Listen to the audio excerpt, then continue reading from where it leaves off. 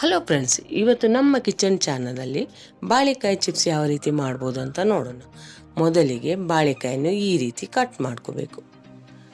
Cut ಮಾಡ್ಕೊಂಡಂಥ ಬಾಳೆಕಾಯಿಗೆ ಚಾಕುವಿನ ಸಹಾಯದಿಂದ ಈ ರೀತಿ ಮಾರ್ಕ್ ಮಾಡಿಕೊಂಡು ನಿಧಾನಕ್ಕೆ ಅದರ ಸಿಪ್ಪೆಯನ್ನು ನೀಟಾಗಿ ತೆಗಿಬೇಕು. ಸಿಪ್ಪೆಯನ್ನು ತೆಗೆದಂಥ ಬಾಳೆಕಾಯನ್ನು ಆವಾಗಿಂದಾಗಲೇ ನೀರಲ್ಲಿ ನೆನೆಸಿಡಬೇಕು ಫ್ರೆಂಡ್ಸ್, ಇಲ್ಲಾಂದರೆ ಬಾಳೆಕಾಯಿ ಕಪ್ಪಾಗೋ ಚಾನ್ಸ್ ಇದೆ. ಫ್ರೆಂಡ್ಸ್, ಈ ಚಾನಲ್ಗೆ ಹೊಸಬ್ರಾದರೆ ಈ ಚಾನಲನ್ನು ಸಬ್ಸ್ಕ್ರೈಬ್ ಮಾಡ್ಕೊಳ್ಳಿ. ಬೆಲ್ ಐಕಾನನ್ನು ಆಲ್ ಸೆಟ್ ಮಾಡಿದರೆ ನಾನು ಮಾಡೋ ವಿಡಿಯೋ ನಿಮಗೆ ನೋಟಿಫಿಕೇಷನಲ್ಲಿ ಬಂದುಬಿಡುತ್ತೆ.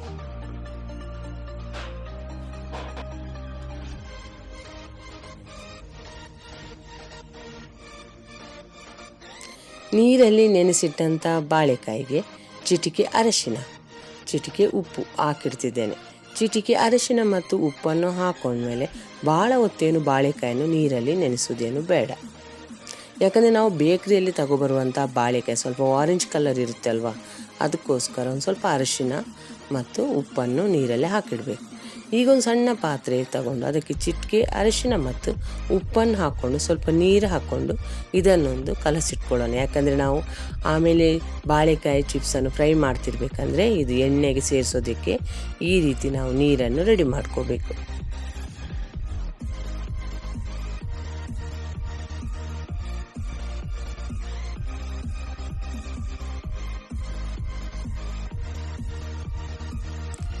ಈಗ ಎಣ್ಣೆಯನ್ನು ಆವಾಗಲೇ ಕಾಯೋದಕ್ಕೆ ಇಟ್ಟಿರುವುದರಿಂದ ನಾನು ಈಗ ಚಿಪ್ಸ್ ಮೇಕರ್ ತಗೊಂಡು ಈ ರೀತಿ ಬಾಳೆಕಾಯನ್ನು ಸ್ಲೈಸ್ ಆಗಿ ಚಿಪ್ಸ್ ಆಗಿ ಎಣ್ಣೆಯಲ್ಲಿ ಫ್ರೈ ಮಾಡ್ಕೊತಿದ್ದೇನೆ. ನೋಡಿ ಫ್ರೆಂಡ್ಸ್,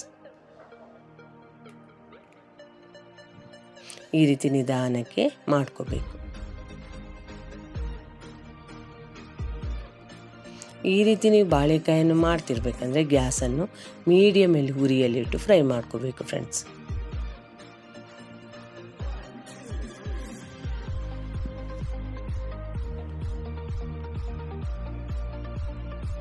ಈಗ ಇದಕ್ಕೆ ಉಪ್ಪು ಅರಶಿನ ಮಿಶ್ರಿತ ನೀರನ್ನು 1-2 ಚಮಚ ಹಾಕ್ಕೊತಿದ್ದೇನೆ. ಆದರೆ ಎಣ್ಣೆಗೆ ನೀರನ್ನು ಹಾಕ್ತಿರ್ಬೇಕಂದ್ರೆ ನಿಧಾನಕ್ಕೆ ನೋಡ್ಕೊಂಡು ಹಾಕೋರಿ ಫ್ರೆಂಡ್ಸ್. ಈಗ ಒಂದು ಸಲ ಮೇಲೆ ಕೆಳಗೆ ಮಾಡ್ಕೋಬೇಕು ಫ್ರೆಂಡ್ಸ್, ಯಾಕಂದರೆ ನಾವು ಅರಿಶಿನ ಮತ್ತು ಉಪ್ಪು ಹಾಕಿರುವ ನೀರನ್ನು ಹಾಕಿರೋದರಿಂದ ಎಲ್ಲದಕ್ಕೂ ಸರಿಯಾಗಿ ಮಿಕ್ಸ್ ಆಗಲಿ ಅಂತ ಒಂದು ಸಲ ಚೆನ್ನಾಗಿ ಮಿಕ್ಸ್ ಮಾಡ್ಕೊಳ್ಳೋಣ. ಇದು ಮೀಡಿಯಂ ಉರಿಯಲ್ಲಿಟ್ಟು 2-3 ನಿಮಿಷ ನಾವು ಚೆನ್ನಾಗಿ ಕ್ರಿಸ್ಪಿನೆಸ್ ಬರುವವರೆಗೆ ಫ್ರೈ ಮಾಡ್ಕೋಬೇಕು.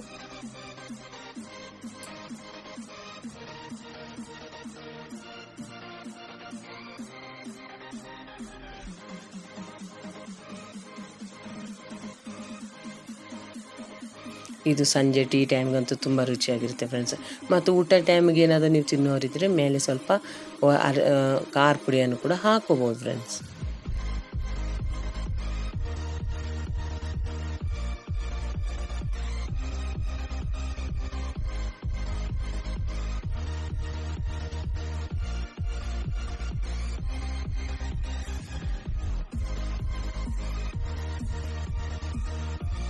ಇನ್ನೊಂದು ಸಲ ನಾನು ನಿಮಗೆ ತೋರಿಸಿದ್ದೇನೆ ಫ್ರೆಂಡ್ಸ್, ಚಿಪ್ಸ್ ಮೇಕರಲ್ಲಿ ಬಾಳೆಕಾಯಿನ ಯಾವ ರೀತಿ ನಾನು ಸ್ಲೈಸ್ ಆಗಿ ಕಟ್ ಮಾಡ್ತಿದ್ದೇನಂತ. ಈ ಚಿಪ್ಸ್ ಮಾಡೋದಕ್ಕೆ ಸಾಮಾನ್ಯವಾಗಿ ಚಿಪ್ಸ್ ಮೇಕರ್ ಇದ್ರೇ ತುಂಬ ಒಳ್ಳೆಯದು ಫ್ರೆಂಡ್ಸ್. ಈ ಕಟ್ ಮಾಡಿ ಹಾಕ್ಕೊಂಡು ಸ್ವಲ್ಪ ದಪ್ಪ ತೆಳ್ಳಗೆ ಆಗಿಬಿಡುತ್ತೆ. ಈ ಚಿಪ್ಸ್ ಮೇಕರ್ ಇದ್ದರೆ ಒಂದೇ ಥರ ಆಗಿ ನಾವು ಬಾಳೆಕಾಯನ್ನು ಮಾಡ್ಕೋಬೋದು. ಈ ರೀತಿ ಕಟ್ ಮಾಡ್ಕೋಬೇಕು ಫ್ರೆಂಡ್ಸ್. ಇಲ್ಲಿ ಒಂದು 3 ಬಾಳೆಕಾಯಿ ತಗೊಂಡಿರೋದು, ಒಂದು 1/4 kg ಚಿಪ್ಸನ್ನು ನಾನು ಮಾಡ್ಕೊಂಡಿದ್ದೇನೆ ಫ್ರೆಂಡ್ಸ್.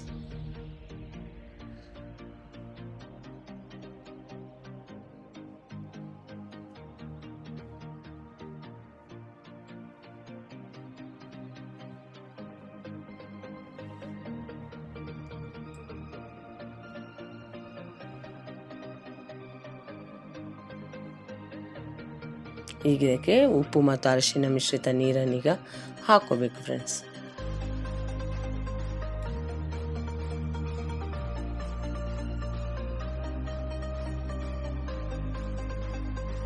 ನೀವು ಮನೆಯಲ್ಲಿ ಬಾಳೆಕಾಯಿ ಚಿಪ್ಸನ್ನು ಟ್ರೈ ಮಾಡಿ ಯಾವ ರೀತಿ ಬಂತು ಅಂತ ನನಗೆ ಕಾಮೆಂಟ್ ಸೆಕ್ಷನಲ್ಲಿ ತಿಳಿಸಿ ಫ್ರೆಂಡ್ಸ್.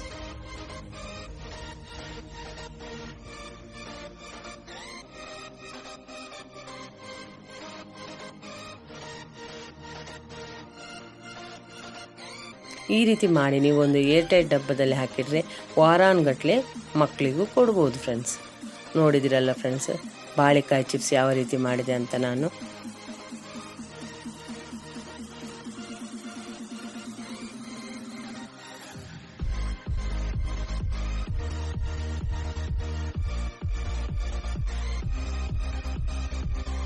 ಈ ವಿಡಿಯೋವನ್ನು ನೀವು ನೋಡಿದ್ದಕ್ಕೆ ನಿಮಗೆ ತುಂಬ ಧನ್ಯವಾದಗಳು ಫ್ರೆಂಡ್ಸ್.